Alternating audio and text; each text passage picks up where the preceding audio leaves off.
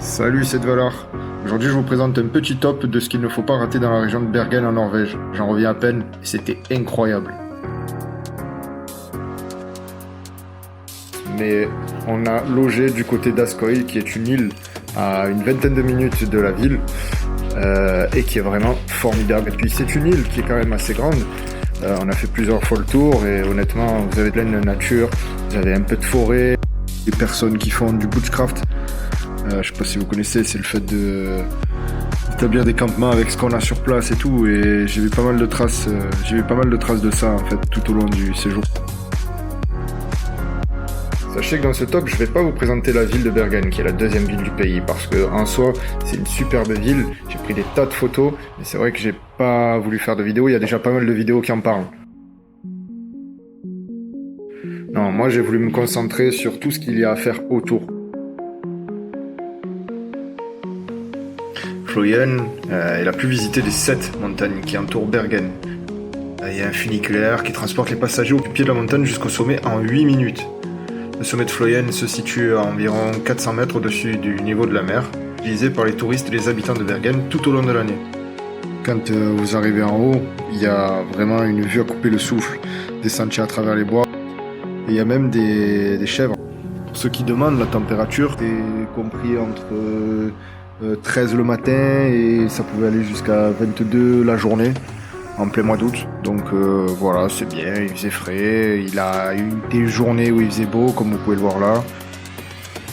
Quand vous marchez un petit peu, vous allez arriver sur une forêt assez dense et même des petits lacs. Vous pouvez marcher, vous pouvez passer la journée et c'est vraiment le top.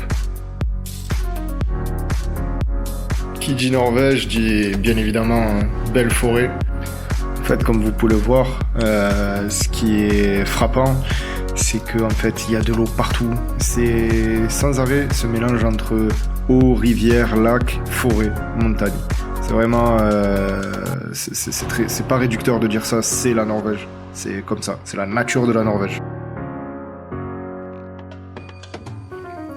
Moi, c'est ce qui m'a particulièrement frappé quand je suis arrivé là-bas et que j'ai commencé à faire quelques randonnées, c'est de voir cette verdure, cette végétation hyper dense.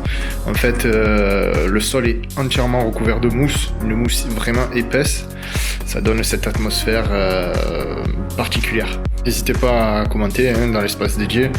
Moi, je trouve que ça donne vraiment une atmosphère mystique. Je sais pas ce que vous en pensez. Et là, dans ce passage-là, vous pouvez voir que les arbres sont immenses. Vous arrivez sur des arbres parfois qui peuvent mesurer plus de 10 mètres de haut. C'est majestueux.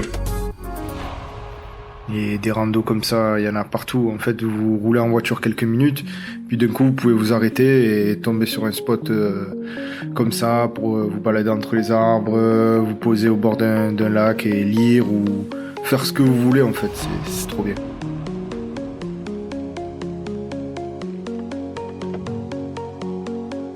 Ce jour-là, on a fait quelque chose d'un peu plus historique, viking, je dirais même plus.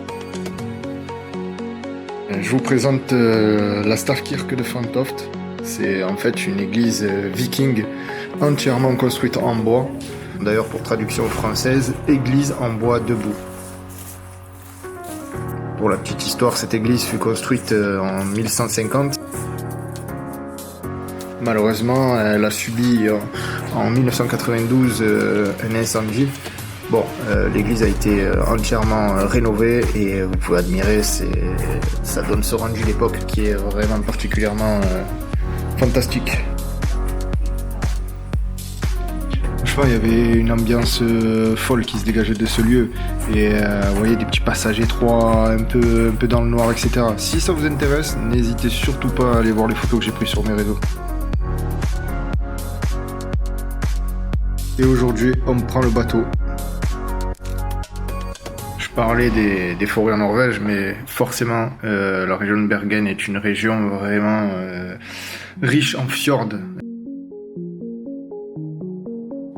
Un fjord, par définition, c'est une vallée unique, érodée par un glacier avançant de la montagne à la mer, qui a été envahi par la mer depuis le retrait de la glace.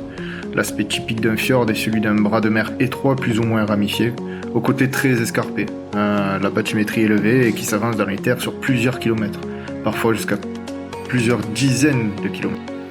Merci Wikipédia.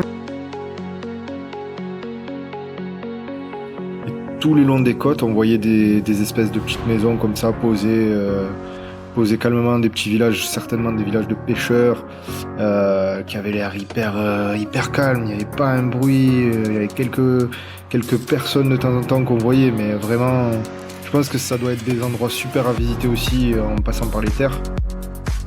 Ce qui m'a vraiment frappé quand j'étais dans ces fjords là sur le bateau, c'est qu'en fait, dès que je regardais à droite ou à gauche, j'avais l'impression d'être tout petit parce qu'en fait, vous êtes au niveau de la mer, vous êtes sur l'eau.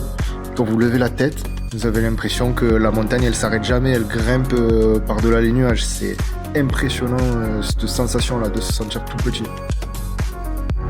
Vous pouvez reconnaître cet aspect particulier de la géographie et des paysages alentours. En fait, c'est vraiment typique de la région et c'est magnifique. C'est magnifique. On se croirait en train de rentrer d'un raid, le bateau chargé de trésors. C'est vraiment des images folles. Vous voyez l'ambiance, la petite brume qu'il y a.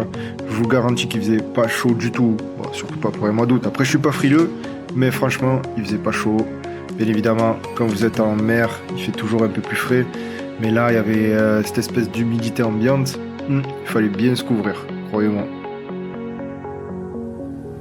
Comme vous pouvez le voir, ce fjord-là se caractérise par toutes ces cascades. Il y a des cascades vraiment partout en Norvège. Alors même si vous n'allez pas voir d'image de Bergen dans cette vidéo-là, franchement c'est une ville vraiment atypique. Ça m'a fait penser un peu à ce que j'avais pu voir dans le nord-est du Canada. Vous savez, ces maisons en bois, ces petites ruelles pavées avec du parquet au sol, des petites boutiques, tout est en bois. Si cette vidéo vous a plu, il y a beaucoup de choses à voir sur mes réseaux. J'ai posté beaucoup de photos, de vidéos. N'oubliez pas de vous abonner. N'oubliez pas d'activer la cloche. Une prochaine vidéo arrive. Je vais vous montrer un village viking.